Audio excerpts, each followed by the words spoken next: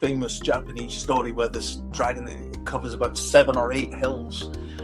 So it's the land. And they're very elemental creatures, whether it be water, breathing fire. They're often buffed of an earth goddess. So you've got the earth and they fly in the air. So you've got the 4 elements. They had this culture of the land. They had the stories, they had the old ways. They gathered round the fire, they had all their neighbours, they knew them intimately. They knew so much, they knew what to pick. If you had the cold, the granny would go out, pick a few herbs, help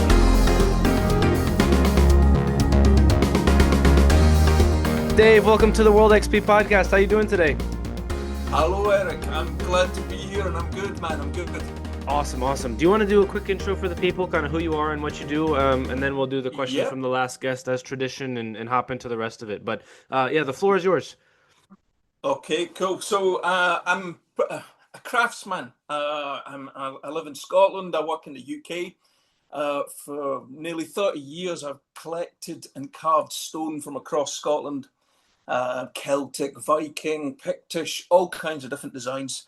And in doing so, and I found out early on that people like meaning. So, when they came to my stall and they look at the designs, they want to know what the designs mean. And that kind of kick-started me into researching, well, what the hell do these designs mean? And through that, I started noticing serpent and dragon imagery. And then reading up some of the old myths and legends as well. And tying the two together, but also recognizing a lot of patterns in there as well. So, I've written a book about fairy lore. I've written a book about gods and goddesses, and that kind of provided a springboard of reference and research to work from as well. And some of the discoveries that I found while I was doing the research. In the past, some other scholars have covered that ground, but I think the way my research took me was in a very different way as well, even though I'm standing on the shoulders of giants, for sure. 100%. I actually think that the answer to the question that the last guest gave me is going to be quite interesting because, well, actually, I'll just ask it. And this seems to happen every once in a while for like, I'll get a question from the guests and I'll be like, oh, I don't know how well this one is going to go. And like I had one a while back that was, what's your favorite dinosaur? And I was like, oh, this is not going to go well. But the guest who was on next was a mom and her 2 kids love dinosaurs. And she had a whole story about the whole thing. So this seems to happen quite often. So I have a feeling that this might be another one. This is what system in your home, so like plumbing or electrical or like heating, cooling, are you most afraid of either going out or breaking or whatever? Oh, this is a kind of, I have a general fear, believe it or not, of electricity. I cannot go near electrics. It terrifies me. And I think part of it is ignorance, but I'm just terrified of electricity. I won't go near a plug. I mean, if the plug's out the wall, I can change, the lead, and that's fine. But if it's in the wall and live, even if I've switched the power off outside, nah, I'm not doing it. Not a chance. It terrifies me. Here, I'll tell you a story that'll make your fear worse. So I was changing the smoke detector in the house a while back, and I had turned off the wrong breaker, and I zapped myself. Oh, So there you go. oh no. Yeah, I had a moment of like, this could be bad, and then it was fine. Oh, So it was all good. yeah. Yeah, it was a little one, little Nick. A little one. I've had encounters here in the UK. The farmers put up the small electric fences Yeah. around where the cattle go, and I've had a few encounters with them that weren't nice because the way you step over a fence, there's usually a tender bit that hits the fence first. Yeah. That doesn't, you know what? Not nice. I think that's much worse than mine because mine was just a little finger. But Right. so I don't think that I would be doing myself justice or the people listening justice if I did not ask somebody from Scotland who talks about mythology and dragon mythology about the Loch Ness monster. So Yep. I don't really know what to ask about that other than I'm sure you've looked into it? Tell us the Yeah. story. Okay. Well, there's still. I mean, there's still people hunting for Loch Ness. As I speak, there's a boat on Loch Ness for sure. There's maybe even several boats and people appearing into the water with various devices, hoping to find the Loch Ness monster. And the common theory is, that it was some kind of plesiosaur that's, somehow escaped the onslaught of evolution and time and is still prowling in the depths. I mean, it's a deep loch. There are some phenomena there that to do with the way the waves and the shape of the loch can create this ridge that they think is probably, a lot of these photographs where it's like a ridge, the humpback of this, Yeah. which wouldn't have been a plesiosaur's back anyway, but this kind of humped ridge. It's maybe that, just the way the light is at a certain time with the ridge.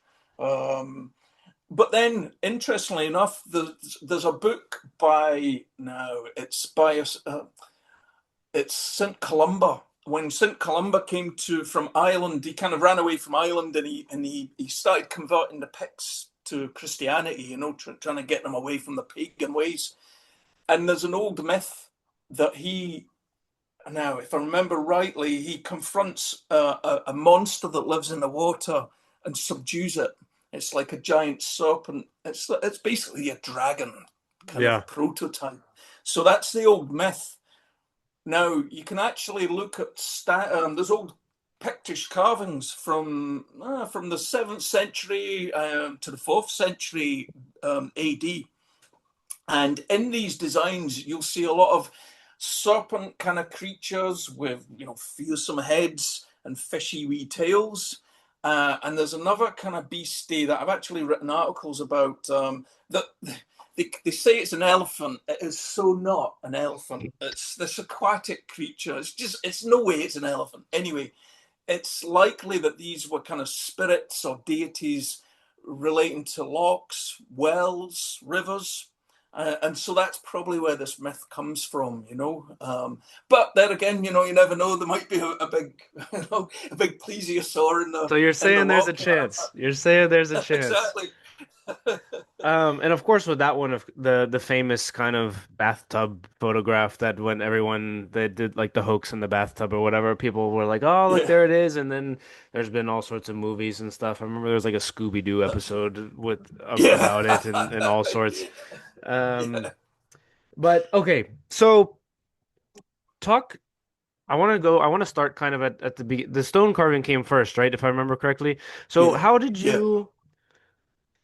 I'm not gonna lie, Dave. I've never looked at a stone and thought, I think I could carve something into that. I think Right. Yeah. there's other easier ways to make art. So, well, how did that come about? Where'd the interest come from? Yeah, I've always had a thing about stone. Even when I was young, I was scratching on bits of stone wee designs, and I guess inspired by history and films, maybe, like that was when I was very young. And then I was living in the south of Ireland. Another story. I was passing through Cork, and I stayed there for 5 years, but I was only meant to be passing through. Anyway, that's a long story, and that's a bit of a tangent. But while I was there, I started collecting and carving stone. At first, I was painting on designs on them, and then I started carving them, sort of Celtic knots and stuff like that. And the stone was soft enough to work with, believe it or not, electrical screwdrivers. And I was Huh. just sharpening them on a grinding stone, and it was more of a scrimshaw. It wasn't hammer and chisel. It Did was you it find was that out by grinding. accident? Yeah, yeah. Part accident, part desperation, because I needed a way of making money, and I never wanted to work in office. I mean, I ended up working in offices for a while and doing the temping thing, but I just wanted to try and keep away from that for as long as I could. So I was selling my products on the street, um, usually illegally, often being chased by the Gardaí. But then I'd do festivals and things like that too. And through time, it just spiraled out of control. And so 30 years later, now I carve stone and I sell it on Etsy. So I put it on Instagram and then it sells on Etsy, you know. So I don't tend to do many markets and events these days, but for years I was doing, you know, street trading up and down the country, doing, you know, reenactment fairs and stuff like this. So Yeah. it was interesting, a lot of characters, you know. For those listening, actually, and I should have asked you this at the beginning when you mentioned the Picts. Can you describe sort of the difference between the Celtics and the Picts and sort of the Saxons and Yeah, all? Like, yeah, I've got somewhat of an understanding because I've been lucky enough to have some people on to come explain it to me. And there's yeah, also a video game yeah. called Age of Empires that goes into all Oh these yeah, it's things. Which, brilliant. Yeah, yeah, I'm a oh, you fan. played? Which one? You played the second one? I've got, God, which one have I got? I think it's the second one. I Yeah, think, the yeah, second one's the yeah, popular one. Oh, that's wild. We'll uh, have to you yeah, yeah. okay, we'll have to talk about this afterwards. Um, The what is? but for those listening, can you just kind of go through the different like the Yeah, differences between yeah. the different groups and sort of the a bit of a brief history just so people have some context and Sure, yeah, yeah. So, yeah, I mean, you've got the Celts. I mean, it's a loose hold all term. It's people united by a sort of a similar culture. They maybe didn't have the total same beliefs, but there are, to my mind, with the gods and goddesses, there was a kind of pantheon. That's, you know, like the Greeks had a pantheon. Now, a lot of people disagree with that, but that's my take on it. That's through my own researches. But anyway, you've got the Celts.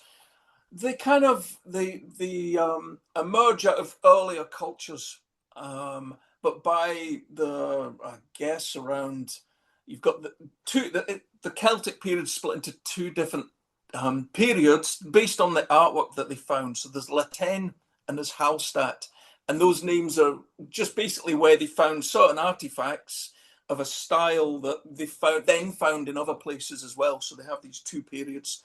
The Latin is later than the Hallstatt. So the Hallstatt's coming out of the Bronze Age, I guess. It's quite early stuff.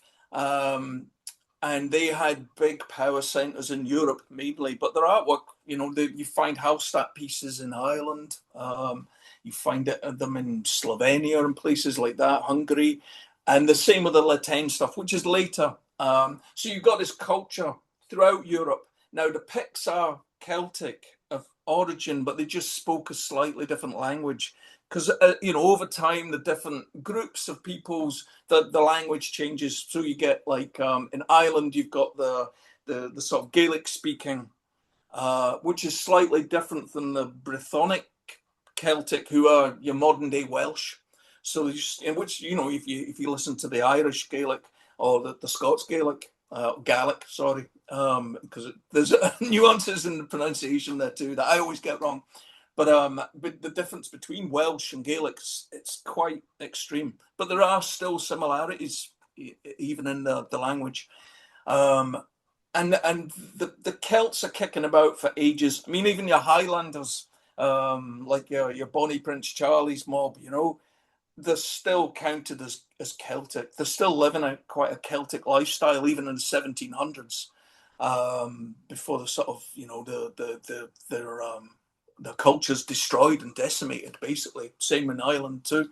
But you have groups like the Saxons come across in the early, what they call Dark Ages or early medieval period, they prefer to call it nowadays, as the Romans are kind of leaving. And with the Picts, there's a lot of debate because they sort of they're based mainly in the east of Scotland, above the Antonine Wall, so above the Firth of Forth, and they leave a lot of like these carved stones, and at the moment they're doing a lot of amazing archaeology. They're discovering all these new sites, which is kind of rewriting Pictish history because they're discovering that they had links with Europe. They were drinking Mediterranean wine.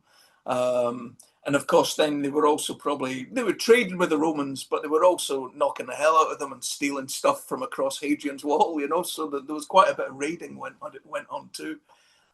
They were sort of the bane of the Roman Empire. But yeah, you've got different groups coming. It's movements of people all the time, you know, leaving different cultural deposits. But, you know, what we have of the written history, we have to be a bit wary of. You know, you've got monks like Bede who's like the venerable monk who wrote the history back in, I don't know, I think it's the 5th century or the 6th century. But we have to take them his history with a pinch of salt, you know, because the archaeological evidence doesn't always match up, yeah, as well. Yeah. Yeah. No, I think that's great. And I think one of the things I haven't studied like the history of the British Isles all that much, but whenever I kind of touch the outskirts, there's always so much more than I remember there being the last time. And it's really, there's so many different things Yes. that go on. Like, I think at least here in the US, you kind of get of, well, Rome was over there for a little while and then kind of nothing. And then all of a sudden you're like talking about like the Anglican Church and then exploration and then Revolutionary War when it like skips all the middle stuff Good. and Yeah. that sort of thing. But no, it's super. So I think that's great for those listening. Okay, so back to you in the stone carving. You mentioned something interesting, which is that you always knew that you didn't want to be in the office, or you wanted to stay like as far away Yeah. from that as possible. Where did that come from? And in terms of like your own sort of, I don't know, fulfillment or happiness or whatever word that you want to Yeah. use for that, like, because a lot of people will chase like the material comfort of I need to work in the office and therefore I need to have money to buy the house and buy the next thing. And for somebody Yeah. that didn't do that and you're running around selling like stone carvings at festivals and stuff, like people would look at that from the outside and maybe say, well, that's not as comfortable. But like, Yeah. talk me through Yeah. that. Yeah. Sure. Yeah. Yeah. Well, I guess I mean I've always been an artist. I've always loved art, and I've always loved creating. And stone just happened to be a medium that I took to. But always in the background, I wanted to be a writer. That was always the thing. But you know, to be sort of to be realistic about it, it's a part luck, as well as learning through the years. But partly it's luck and a lot of hard work, and you're not guaranteed to make much money from writing. So the stones provided a base. But I've always loved travel. I've always loved meeting people, and just I get itchy feet, so I've lived all over the place. I like moving about, and I don't know if that's something in my DNA or what, but I feel like I like to be in a place for a while, and then I get bored of it, and I need to move on. Mm, Gypsy blood, maybe. Who knows?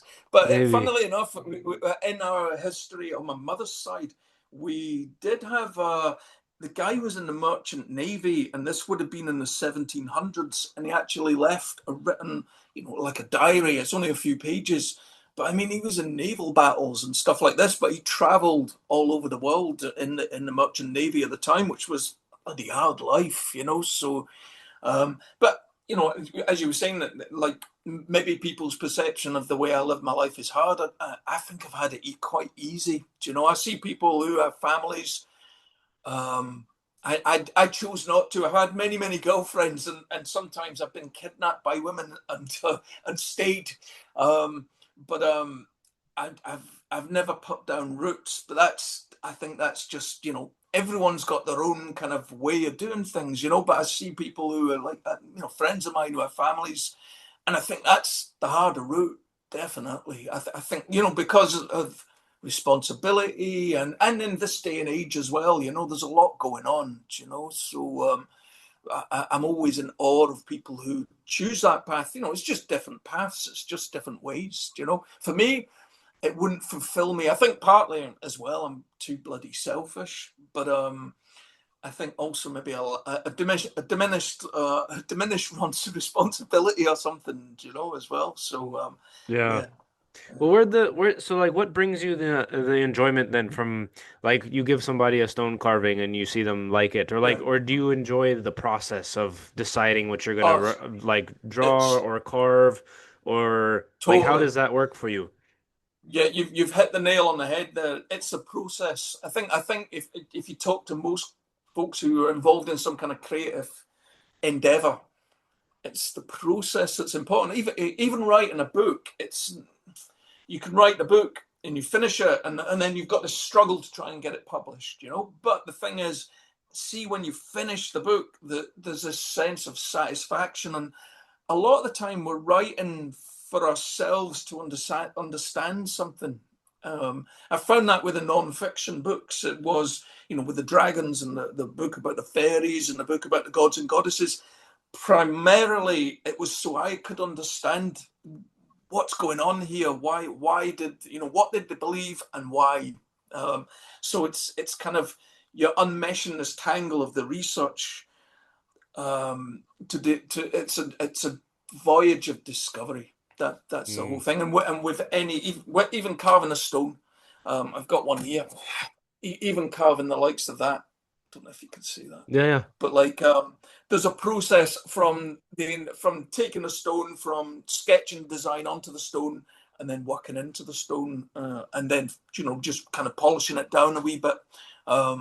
It's quite exciting, and then of course you're selling your stuff, so that another aspect of myself comes in then, because if I'm at a stall, there's a salesman element to that. There's I need to know the story about the stone to be able to relate that to the person who's interested in it, as well. So there's a whole different skill set, but it's again part of the process, I think. That's actually very interesting. There's a few parallels that went, and I was this is a funny story. So I've been using ChatGPT just as an experiment to like I've been giving it transcripts, and sometimes it says that I say too much information in my questions, but I don't care, and I'm gonna continue to do Yeah, it anyways. yeah, Um, too right. but like, so if you hold that stone up again, for instance, like like when you decide that that's what you're gonna carve into the stone, is that like Yeah, you see something somewhere and you're like, oh, I want to do that, or is it more of yeah, like and I guess we can also split it into like early when you're carving early. I would imagine it's more stuff that you want versus like now if you're more kind of like commercialized, there's people are requesting yeah. things I would imagine and things like that, or not so much, or is it still like No, what you want? actually, no, because when I first, so that design there is a traditional design. When I first began carving, I did mainly traditional designs, so I was filling sketchbook after sketchbook with designs because I don't like carving the same thing over and over again. I think I'd been carving about a year when a craft shop said, "Oh, can you carve for us 50 spirals?" And I was like, and I did about 10 of them, and I was like, you know what, you can shove those spirals because I'm not a machine. At the end of the day, I'm doing them by hand. I'm not a Yeah. machine. Get a machine to do that. So that wasn't, and so like it was like I'm not going down that route. So the reason I've carved this piece is because I'm actually doing a show in about a month up in near Glasgow, and I thought, well, I'll get some historical pieces for the table. But nowadays, I carve what I want to carve. I carve kind of, with view to the customer in mind. I know the kind of clientele who are out there. I Mm. know the people who like my stuff. So I have that in mind when I approach a stone. But mainly it's spontaneous these days. Sometimes I'll sketch wee ideas down. But if I'm thinking of, right, okay, I'm gonna carve Odin, for example, the Viking god. So I've read that much about Odin that I know kind of, all right, he's got his ravens, his spear, there's some runes there too, he's got his one eye. I can incorporate all these things into the design. So I do my own thing with that. Um, and I stopped taking commissions because I used to do commissions, but I can't be bothered with people's fussiness. Do you know, Hey, like that's also just a good you know problem to what? I'm have. so over that. When I was young and desperate and I needed the money, yeah, I would. I'd do. I would like, yeah, I'll carve that. Oh, you want me to carve it? Okay, I'll do it. And now I don't. That's a good problem to have. You're selling enough that you don't have to Yeah, do I that totally. anymore. That's Yeah, cool. Well, I guess then the flip side of that question is like the more research and the more carving you did, the more you could kind of go off feel and instinct and experience rather than like when you were starting off, you were like sketching stuff out more. yeah. So that's cool too. So when, hmm, so as you started to do the research more and you started writing, um, to get to like the dragon piece specifically, like where did Yeah, the so dragons are obviously across cultures. There's Eastern culture. There's dragons, Viking culture. There's some dragons and South America. They're all over the place. So like, what was the kind of I don't know the spark to to branch out from maybe just like the we'll say like Northern European to like yeah, elsewhere? yeah. I think it was discovering the patterns. So some of the earliest myths are involve a battle. And the battle is, so for example, there's the old Mesopotamian myth of Tiamat. She's the queen of dragons. And to cut a long story short, the sky gods sent by the young gods who were scared of her to annihilate her, basically. And the sky god comes down. He's just god of storms, and he's given these sort of magical clouds that that help him. And he overcomes this Tiamat and kills her, and he cuts her in half. And from one half he makes the sky, and from another half he makes the world. But this myth, it appears in India. So you've got Indra versus Vitra. It's the same story. It's the exact same. Basically, Indra, storm god, sky god, comes down and he wipes out Vitra, who's this big giant serpent monster dragon. The same in Norse mythology. Thor fights Jormungandr, the world serpent. And the more I read, the more I was like, God, this is everywhere, do you know? And in fact, towards the end of the book, I do kind of skim over other places in the world where it appears as well. The same myth, and from Africa to the Polynesian islands, you've got this same kind of pattern, which got me wondering. But also, there's other links and there's other threads in this mythology. But it's that was I just found it was captivating, and I think these similarities was the flame the spark that ignited the Mm, flame, so to speak. Um, even though actually a lot of the dragon mythology involves water, so it should be the spring that set off the flood, really, because yeah. so much of the mythology throughout them, no matter where you are in the globe, it involves water. Whether it be the Chinese dragons, a lot of those are to do with the storms and the rains and stuff like that. Even the folkloric dragons, which are a wee bit more nasty, tend to live in rivers and as well. And then you can go right across to Ireland, and you've got Finn McCool, the old the head of the Fianna. So he's the old Irish Celtic hero. He goes out in one of the stories, and he destroys all these monsters, loads of them. It's almost he's almost like the Celtic Buffy kind of thing. He's going around just killing all these monsters. A lot of them live in lochs, and a lot of them are giant serpent dragons. Yeah. So these kind of things. Reading these, I was just like, "What the hell's going on here?" So Yeah. the book's a catalogue of these kind of things, and We see this with kind of like the flood myth as well. Like if you go across yeah, cultures, there's flood myth, there's Noah, and but like it's everywhere. that's right. Um, And you've got Leviathan in the Bible, mhm. which actually I do mention in the book because there's quite a lot of that ties into the Sumerian mythology as well. So Um, where do you think that comes from? Because a lot of these people were not supposed to have been talking to each other. yeah, no, this is it, isn't it? This is, well, what I do in the book. I offer some sort of some ideas, some plausible ideas, but the whole idea was I don't feel that it's my place to say, oh, it's this. This is a reason. I think, and this comes from reading Yeah, so many but books we're where having people were fun, saying, so you can guess. yeah, no, but so many books that I've done in the research were like, oh yes, and this is a reason, and I was like, do you know what? It's there's many different reasons, but also there's some ideas that are very, I don't know, they're so deep and so profound, and at the same time they might actually just be It might just be accident. It might be just that tribes traveled, people traveled, and as they traveled, these ideas went with them. Or there's something like a Jungian collective consciousness at play where we are kind of patterned with similar ideas. So no matter where we go as a species, we have these same patterns, these same ideas, these same archetypes, whether it be a sky god, whether it be the dragon, who's usually the either the earth goddess or its progeny as well. Usually the dragons are associated with the land and associated with an earth mother as well. So and that pattern just repeats and repeats everywhere. So yeah, what's going on? I'm not a scientist, but there's something going on, and whether it's spiritual or whether it's just logic based. The idea with the book was to let people decide.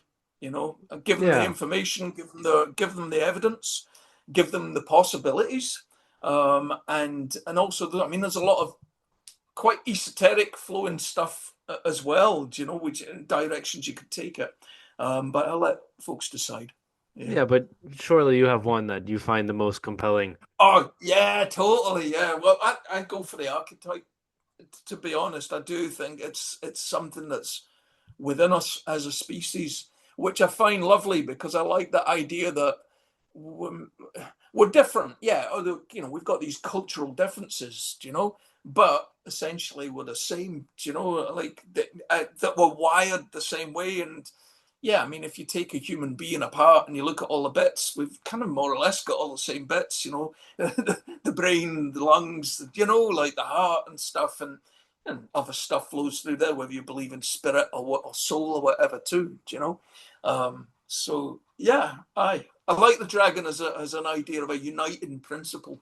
Yeah, you're right. We all do have the same bits. Some of us might have a little bit less of some things than others, but that's okay.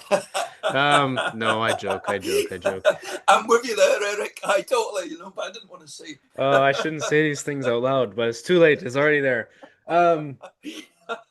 So as you're going through the different cultures, the different research, the different kind of stories, you're seeing the patterns. Like, what are some of the things like maybe that surprised you the most about maybe diving into sort of like China? You mentioned Chinese dragons, like Yeah. or maybe kind of the South American ones, or those sorts of things. Like what sorts of things did you find like super interesting, or that stuck out to you maybe as a little bit different? Because of course, as you naturally go through that, you're like, okay, this is the same, but there's also a contrasting style there as well. So what Yeah. sorts of things Yeah. like did you find interesting or stuck out to you from the other cultures that you Yeah. weren't kind of used to? Yeah. So one thing that hit me straight off the bat was the difference between the East and the West. So in the East, the dragon is very benevolent. It's viewed to bring, it brings fortune.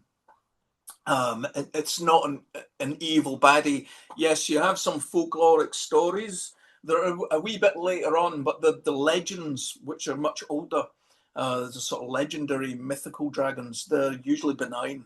Um, Whereas in the West, starting from Mesopotamia on, going west from Mesopotamia, or actually from India, sorry, because they're pretty down on dragons in India too. But flowing from there west, the dragon tends to be quite malignant. It gets a bad press, and it's almost as if. But if you look at the strata, there is a strata of myth where they at one point they weren't seen like that. It's almost for whatever reason, at some point in our history, the dragon was in the West was like seen as not a good thing, and something changes, some kind of probably religious schism, but way back, and they weren't writing at the time, so it's not really recorded. But there's this other layer that's still there where the dragon is beneficial. Usually it's located at a well. Sometimes there's a priestess or a goddess there as well. And so it does, exist. But that did surprise me, that the difference as well. And it's not just as if it's a Christian thing, because the Christians don't like serpents and dragons. Snakes are baddie, But it wasn't. I think the schism happens before Christianity. They just kind of thought, oh yeah, yeah, we'll just trample it further into the ground, basically, as well. So Yeah, it's because you also got like the Saint George and the Dragon story as well. that's right. Yeah, That comes. Have you, as you were looking through these, like if you go down like the deep corners of the internet, there will be people that are saying like, oh, they found dragon bones in some way, shape, or form, or whatever. Or like the people that are saying that they were actually real and these sorts of things. Where do you think that that sort of thing came from? Do you think it's similar to like Loch Ness, where it's like somebody maybe saw something and the story has just carried on and people are just trying to go find it? Or like, do you think that there was maybe like I've heard like the story that's like Komodo dragons were places yeah, and yeah, people yeah, thought that totally. those were or like where do you think that that falls into?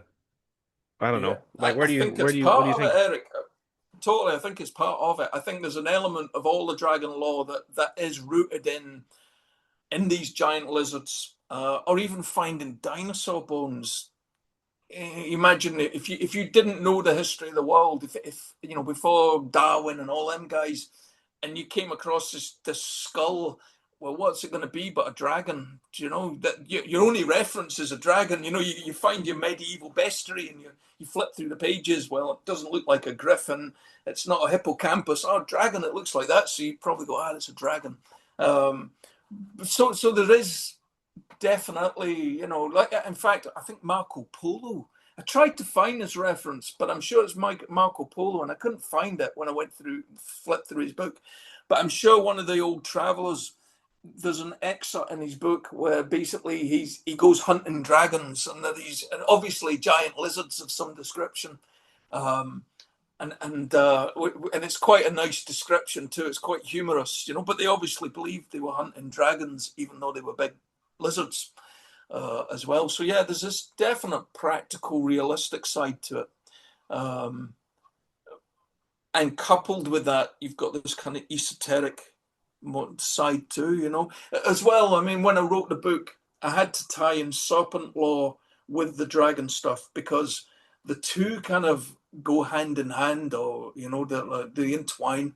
Um, a lot of the mythology is very similar, and some of the dragons are giant serpents. They're like the worms, they're just like a giant snake coiling around a hill. Yeah. Sometimes they might have a number of heads as well, but The yeah, serpent one's a bit easier for me to wrap my head around because you just like go into the yeah, Amazon and you find one of these big like boa constrictors or whatever, and they're like massive, massive snakes. Like that one for yeah, me is like a bit easier to sort of wrap my head around. yeah. And there's a tiny part of me that wishes that they were real. You know, Oh, it'd be same kind of here. cool. Oh, totally. Oh, totally. Yeah. Oh, no, definitely. I mean, like I watched Game of Thrones and all that stuff, Yeah. and the effects these days are just so amazing. But yeah, God, I mean, there's part of me hopes that they're real. Do you know? Yeah, yeah, yeah. Um, there's, I mean, you can get into the whole thing of imagination and where do these ideas come from, and that's part of the book. But if is an idea tangible, is an idea something that becomes real, that you make a reality of something, as Mm. well. So these are all kind of, you know, um, I guess questions to think about too. But yeah, no, I like the idea of, I like the sort of spiritual side as well, because I do think it has a reality, and Yeah, I think what was talk through uncovered that. in the Yeah. book is, yeah, there's a profundity about it. You've got different strands of dragon law. But some of it feeds into like what becomes Gnosticism or Hermeticism. So the famous symbol is the serpent chewing its tail. The Ouroboros, which is if you see ideas or the early descriptions of Jormungandr, the Norse serpent, it's the exact same idea. And then you look at some Egyptian mythology and this whole idea that the world was girded by a serpent that chomped its own tail.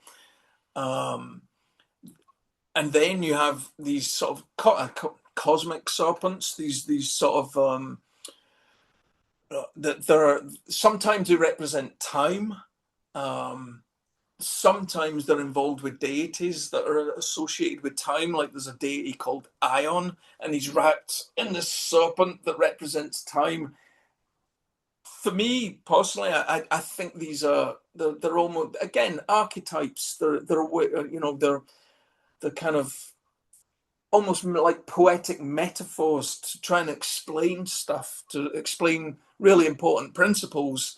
And perhaps they didn't have the science to measure time, but the way they envisioned it gives it some kind of weight and gravity as well, you know. And then there's other things like, for example, like the Caduceus symbol that was a symbol that Hermes carried. So it's the one with the two serpents entwining. Is that that's the You same might one that see like doctors use, right? it's similar. It comes, Yeah. yeah, it's kind of similar to that. Although they usually take it from the rod of Asclepius, who was a god of healing. Yeah. Um, Yeah, yeah. but the caduceus was a rod. It's to do with mediation. So the idea is Hermes is a god who can talk to the gods, but he can also communicate with the mortals. So he's like a go-between, a messenger. But the staff, and other gods would use the staff as well, but it was always in the sense of being a mediation. So they put the staff down, and it's got the two serpents around the central rod. But that features in a lot of other mythology as well. So there's actually a carving from Mesopotamia, a god called Ningishida, who's the prince of dragons. And there's a vase which was found in a place called Gudea, where he had a temple. There was a temple dedicated to Ningishida. And on this vase, there's two serpents entwined around a central pole. And it's the Caduceus, it's basically the origins of the Caduceus symbol. But this kind of motif of basically what you have is a masculine and a feminine, and they sort of have a third principle in between. Sometimes it's a tree of knowledge, a tree with fruit. Ningishida is known as a lord of the trusty tree. So if that starts to feed into sort of the whole kind of thing of the tree of life and the apples on the tree of life, the serpent in the garden of Eden, which the Christians so reviled. In other Hmm. cultures and in the Gnostic culture, the serpent wasn't seen as a bad thing. It was, if anything, you could say it was a symbol of paganism in so many ways. Um, so there's a deep esoteric vein, which I cover in the book, probably in different strands and probably more coherently than I'm managing to express at the moment. But it ties in with so much stuff from animism to alchemy. It's all there, it's Mm. incredible. There's a great span, and that is, dragon and serpent worship, but the two are indistinguishable in many ways. Gotcha. Remind me to come back to alchemy in a minute. But there's something Yeah, else I wanted to ask you before, which is, um, I've heard recently or kind of been thinking there's this sort of, and you see this with kind of the like the debate surrounding food and like yeah. medicine and how we go about doing things, and you see kind of a push with like maybe we don't need 50 vaccines when we're 6 months or whatever, at least in the US. I'm not exactly sure how it is in the UK. But there's been a big push to Yeah. get like kind of artificial things out of food, and I use that as the analogy to say like the I feel like modern society or culture has lost a lot of the sort of the ways that like the wisdom of the ancient sort of Mm. cultures. Um, and I was wondering what you thought about that, having done the research. And you mentioned like these stories are ways to tell us about different principles and different things that we should be doing. Um, that I think in some ways are lost now, right? You talk about some like things that were common even like I don't know 50 years ago about like knowing your neighbors and high trust societies, and people will throw these terms around and things like that. And there's all these stories like you can go back and through all the stories of the ancients, and there will be these principles about being honorable and all these things. Yeah, Um yeah, I don't like what do you think about that premise generally? yeah. Yeah, no, totally. I think there's a lot in the myths. I mean, basically, and especially in the West, we live in quite a fractured society these days. You know, I mean, I guess with personally, I noticed a difference even when I lived in Ireland for 5 years. I noticed a difference, and I didn't understand at the time what the difference was. But I grew up in my folks aren't religious at all, but my dad's grandparents were very Protestant. You know, they had the Union Jacks everywhere and pictures of the king and queen and all that bullshit. And I didn't realize the difference because we're quite a small family and we're not, you know, we get keep in touch with my sisters and that, but like so many of my pals, like we went different places and you know, like we fractured, you know. But then my mates in Ireland, yeah, okay, people went off traveling and they went to different places, but the families usually were much bigger, and there's this unity, the familyness, the togetherness. There's just a bonding that I felt that in where I'm from was kind of missing, do you know? And we've got it in the immediate family, but you know, in Ireland you get quite big extended families, and I think there's something in that. I think we've become so fractured, and the modern ethics that we've been given just aren't working. They're based on a principle of yeah, you've got to do well, you've got to succeed, you've got to get all this stuff, but then we don't quite know what to do with it, and we're with yeah, it's just stuff at the end of the day. But we end up, not everyone, but a lot of people end up quite isolated. Um, and lonely, I think, and or the youth, you know, who you know they're getting their information from a phone. That there's no initiate. You know, in the past was initiations. You know, like a rite of passage for Hmm. you know you still see it. You know, when you see these programs about tribes in you know in Africa, they're steadily you know disappearing, and those cultures are disappearing too. But there's these rites of passage that kids don't have, but they're filled with this. You know, the kids, they're young, they've got we've all been there, and we've got that kind of, especially as guys, we've got that aggression, and you know, so they pack up and you join a wee gang and you get into trouble. I mean, I know what I did when I was young and I was into all kinds of stuff. Luckily, none of it too violent. It was just stupid stuff, do you know? Yeah. But but there's this kind of, it's almost like yeah, but that's bad. That shouldn't be allowed. But in all the old cultures and all the old stories, these things were allowed. They were steered. You know what I mean? The myths, the stories were there to lay down certain warnings, and certain ideas and ways to be. And I think we've lost that a lot, you know, as Yeah. well. Yeah. Yeah.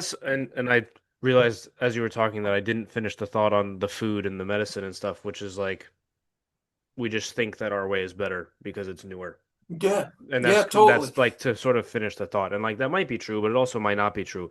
But to your Yeah. point of and that also people in the comments, that doesn't mean that you shouldn't go to the doctor, relax. No, But no, like yeah. I mean, and I just want to add, you know, not even 100, well, 100 years ago or so. I mean, people were drinking at communal wells, which at one time less people used because, and okay, well, I have to backtrack here because I need to pull back a little bit. But say in Scotland, in the 1600s, people lived in the countryside. They had little button bend cottages and crofts, and there was little villages and there was a few towns. But then in the 1600s, the landlords basically went, you know what? No, this isn't working for us. So they kicked the people off the land. They either sent them to you know your direction, or they sent them to Australia, put walls around the land and tough the people off. And they built new towns for the people. So the people who'd always worked the land. They practiced subsistence kind of farming, so they mhm. had enough for themselves, you know. Anyway, they were put in, some were even made to go fish and they'd never fished in their life, you know, all these things. But a lot of mill towns start to appear. So all of a sudden, people have had this culture of the land, you know, they had the stories, they had the old ways. They gathered round the fire. They had all their neighbours. They knew them intimately. They knew so much. They knew what to pick. You know, if you had the cold, the granny would go out and pick a few herbs, and that'd help you. You know, get you by. And you'd have a well or a spring that just the people in that immediate zone used. And it was clear water, you know. But then you're moved and you're put into a town, you know, a mill town. So there's a mill all of a sudden, and you've got to go and work in the mill. And it's terrible conditions, it's shit conditions, you know. You've got kids working in there, no rights, no workers' rights at all. You just made work and not get much return.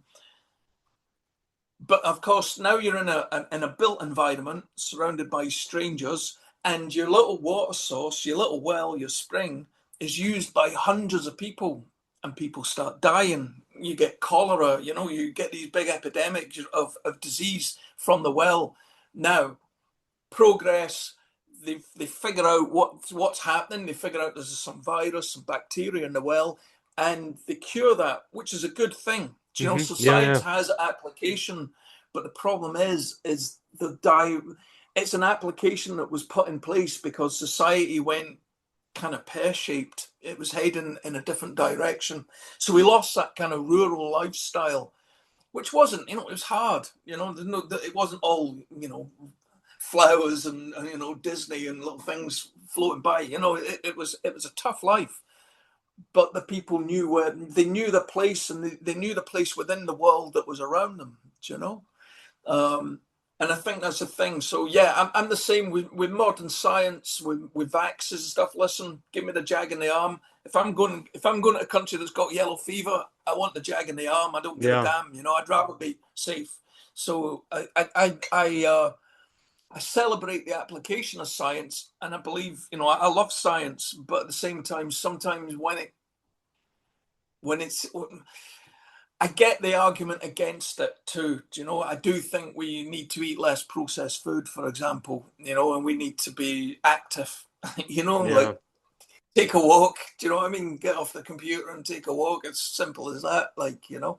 Um, but I have a dread of AI. I will say that. That. Yeah. If there's an evil demon dragon, that's AI. It's Well, Chat you do hate GPT. electronics, so there's that. Mhm. No, but I think you're 100% right. And I also, when we kind of brush up against this sort of topic once in a while, and it ends up being kind of where we are, which is like something's not quite right. Things seem to be better generally now, but like maybe not. And you can't quite put your finger on exactly where or why. Yeah. And because to your point about like modern antibiotics, amazing, right? But then you go say, okay, well, maybe I don't need this other pill that is going to be given to me Yeah, for totally. anxiety. Like, and so you kind of Totally. end up in, Yes. and then when you talk with people about it, then you get, oh, so you don't like science? It's like, no, I never said that. Yeah, yeah, yeah, Um, yeah. and so it's But this weird. is It's it. weird that you have to be careful and you have to kind of caveat Yeah. whatever you're Oh, saying. totally. So Yeah. And I it think, ends up in a weird spot. Anyway, go ahead. yeah, no, well, this is it. You've hit the nail on the head there, I think, because we're living in this weird era, which I think it's the whole thing has been exasperated by social media and the fact that we can sit on our phone and we can read something and we get really angry and we can reply anonymously to someone and we can say the most vile things that if I was sat in the same room as you, I wouldn't say to your face. Yeah. But you know, like online, we can get away with it because we're anonymous, and I think that's part of it. But also now people react. It's almost like we've gone to extremes, and the nuance has gone out of debate, Oh, and whether it be completely. politics or what we're just talking about there. As you say, some people straight will go straight to, oh, you don't believe in science. You're a luddite. Yeah, you know, and it's like, oh, can't we have the conversation because there's Yeah. nuances to it, you know? Yeah. Well, that's one of the reasons why I started this show because I started it like basically a month or two after we got locked down completely. Yeah, And and Fauci was running around saying like that he is the science and all these things.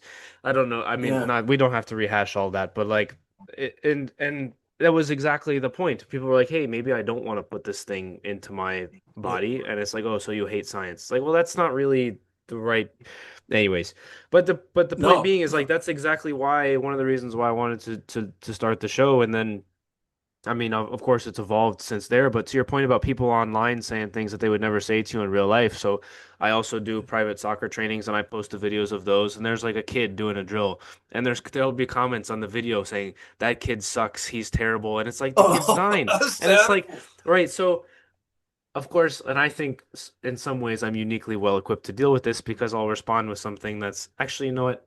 I'm not going to reveal the secret. People will know, but they won't know if it's sarcastic or not. But basically, I'll say something along the lines of like, "Oh, I appreciate your input, send," and it's like, Yeah, okay, yeah, right. yeah. So then it leads the person to describe, like, to decide if I'm being a jerk or if I'm like being like, oh yeah, the kid does need to get better. Because maybe the kid does Yeah, need to yeah, get yeah, better, which is also true.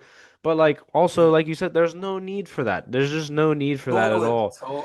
Um, Yeah, yeah, but so kind of back to the dragons and the myths and stuff, like what are some of the things yeah, that right, you mentioned the family thing and the closeness that you've noticed from those stories, but what are some of the other things maybe that stuck out to you within those sort of yeah. old tales of things that maybe lessons that we don't really heed today, or even just ones that maybe need to be re-emphasized?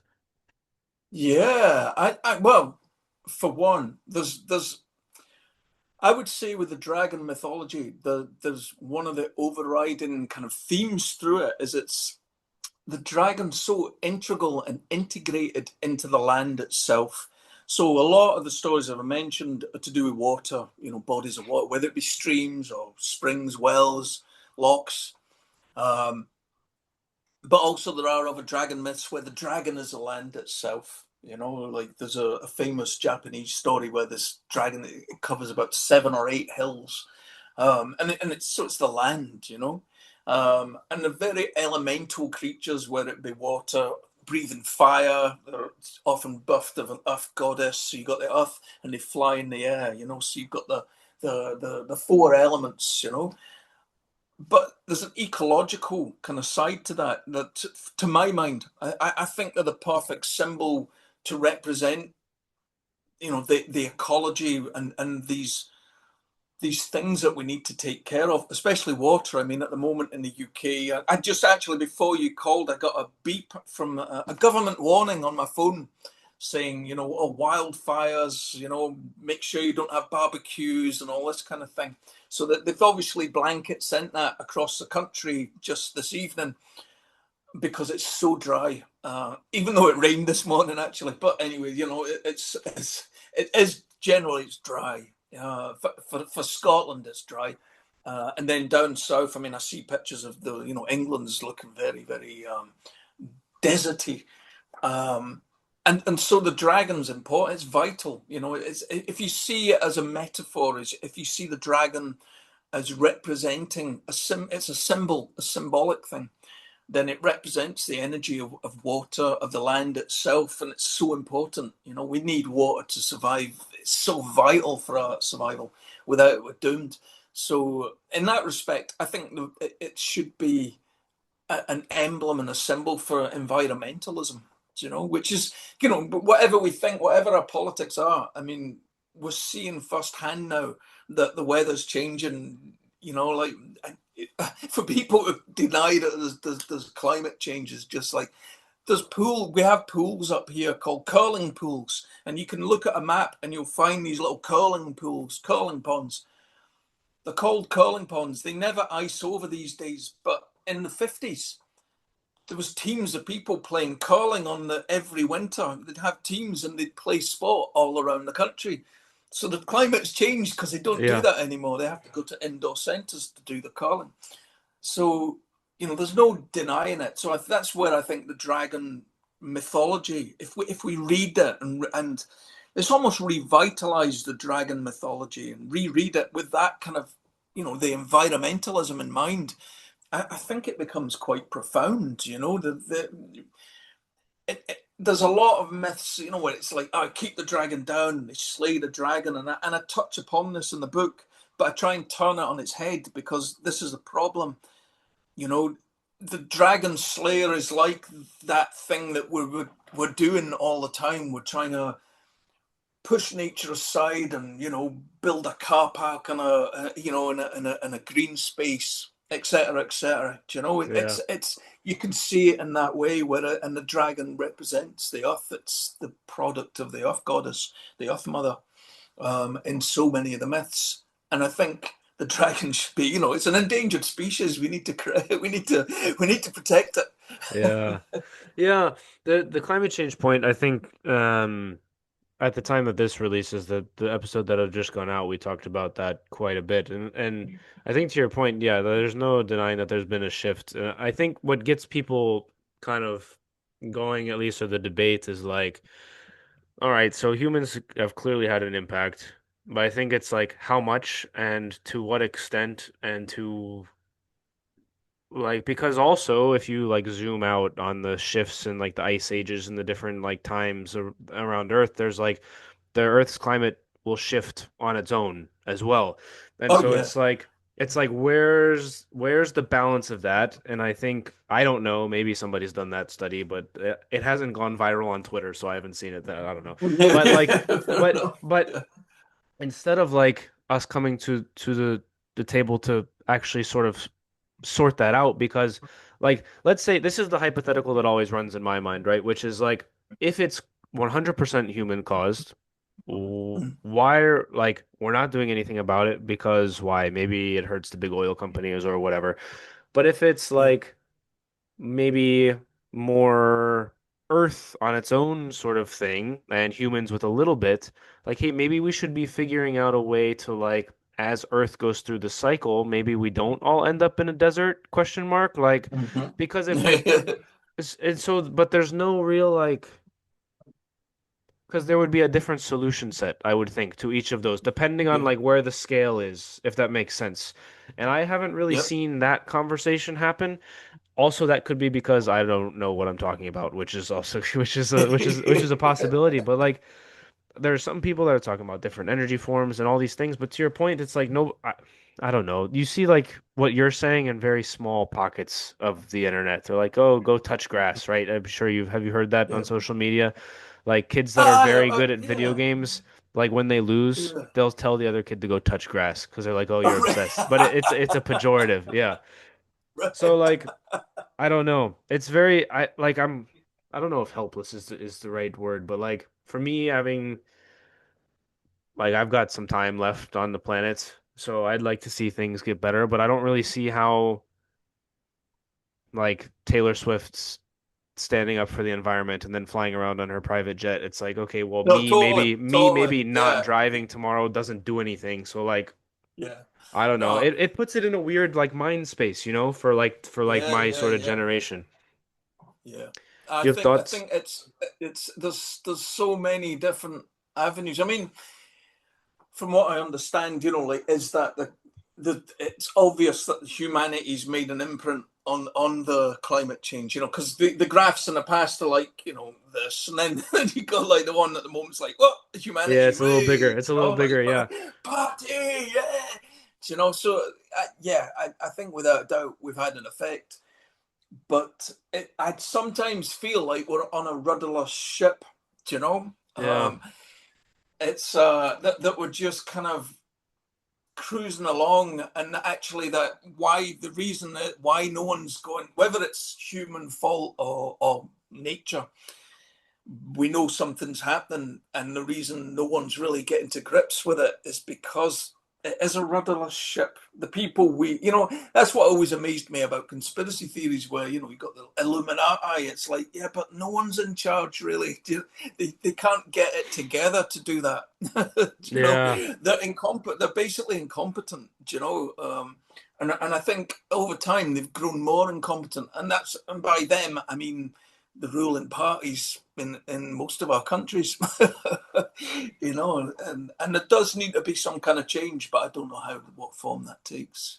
I don't need it. And the funny thing is, I think if you were to talk to like most, like if you just pick somebody up off the street and you were to ask them, be like, I'm not going to tell anyone what you said, but like, what do you really think? I think most people would agree that there needs to be some kind of change in the way that things are being run. I think people might Yeah. disagree on what the solution to that is, but I think most everybody is like, this is not working anymore. Yeah. Yeah. Um, but which makes it interesting because then that leads into like, okay, well, then societies are like ripe for conflict, internal conflict, and like that's really not great either. So you would like to Yeah. hope that somebody would be able to take the lessons from history and be like, maybe we don't do it that way this time, and maybe we can Yeah. just like Totally. Yeah. I don't Yeah. know. I don't know. Yeah. Yeah. Um No, I think you're right. I don't mean Yeah. to I go think. down a doom and gloom rabbit hole at all. So Yeah. let's get to some of the other Yeah. stuff Yeah. that you've done. So you've done the Yep. dragon book, the fairy book. Just walk me through some or walk the audience through some of the other stuff that you've got Yeah. going Yeah. on. So with the fairies book, which was self-published, whereas Moon Books published the book on the dragons, but I just wanted to kind of understand the fairy lore, and it actually ties in with some of the dragon stuff too. There's links there. You've got so much fairy lore, and it's impossible again to boil it down and say, oh, the origins are for this reason, But there's a lot of the fairy lore from the folklore from, say, the 17 and 1600s. Some of it's invented, during that period, and during the medieval period, but a lot of it's got earlier roots. It's almost like they're remembering the old pagan ways, and trying to explain some of the old ceremonies and some of the old gods, even. And one of the most telling reasons for that is that in Ireland, which was, and still to this day, I think there's a lot of fairy lore in Ireland. And until recently, farmers wouldn't cut down the fairy tree. There's actually a beautiful interview with it. It's from the 60s. And this guy's asking this farmer in Ireland why he won't cut the tree down. And the farmer's like, I'll die. If I cut that tree down, they'll kill me. And he's totally believing that. And I think if you believe something enough, it probably would happen. The power of the mind or whatever. Oh, the fairy would kill him. Who knows? It's not for me to say on that one. But yeah, what you find is that in Ireland, you've got the myths of the Tuatha De Danann, who are the they're a sort of a race of gods and goddesses who go into them. And the story goes that they go into the hills and they go into the old mounds, usually the burial chambers. So, like Newgrange is probably the most famous burial chamber in Ireland, and it has its own lore of fairies, who are the old gods, the Tuatha De Danann. So you've got a lot of that kind of stuff ties in, and that was when I was looking at a lot of the myths in Scotland and Wales. It's so obvious that some of these are the old gods that people were believing, ruled the land or were in the land, as well. And what I did with that book, actually, there's loads of illustrations in there, which I did, a lot of black and white illustrations. And what I was trying to do was make the fairies less cute, because usually, if you Google fairies, you know, these kind of cute Tinkerbell. things pop up, and it's like, oh no, blah. There's an overdose of pink and green, and it's offensive to my mind. You know what I mean? So anyway, so like I did these images that are like based a lot on forms in nature. So uprooted tree trunks, or when you look at a tree and sometimes you see a face kind of in it. So I was drawing these kind of things to illustrate the book, because it feeds into the slightly grotesque. But a lot of the fairy lore is, it's not, when we think of fairy lore, a lot of the stuff that was kind of cleaned up in the Victorian age, proper fairy lore is quite. It's got this nice dark side to it, which I like. It's like a grotesque. It's not cute, and I like that. Fair enough. Fair enough. Um, let's see. I have another minute or two before I gotta run coaching. Do you guys have any kind of like last thoughts or nickels before we get you out of here? God, I can't think. I think we covered quite a lot there, didn't we? We went off a weird tangent there. I hope it Yeah. didn't go too doom and gloom, actually. But yeah, no, I can't think of anything else. No, nothing else Awesome. comes to mind, to be Tell honest. the people where they can find your books or your stone stuff or Yeah, anything else. yeah. So basically, Moon Books published Dragons of the Deep, and you can, even if you Google it, you'll find it. It's available at various outlets in the UK and the US, hardback and online as an ebook. And the fairies of the Celtic realms and the gods and goddesses of the Celtic realms. If people find my Instagram page, there's actually a link in my bio to that. Again, you could just Google it, Dave Stone, fairies of the Celtic realms or gods and goddesses of the Celtic realms, and it'll come up in that too. My Instagram is at stonemadcrafts, and that's all my stone carving stuff there, and it's a few links, and I do a Substack as well. So I do a weekly Substack. That's Eternal Echoes on Substack, and you should be able to find that too. Awesome, awesome. For those listening, check the links out in the description. As always, thank you guys for listening. Check the merch out. As far as Taylor Swift goes, I'm sure she's a lovely person. I did not mean to disparage her in any way. But yeah, check everything out. Thanks for listening, and we'll see you guys next time. Peace. Thanks, Eric. Thanks for tuning in to the World XP podcast. If you want to watch another episode like this one, click there. If you want to subscribe, click there.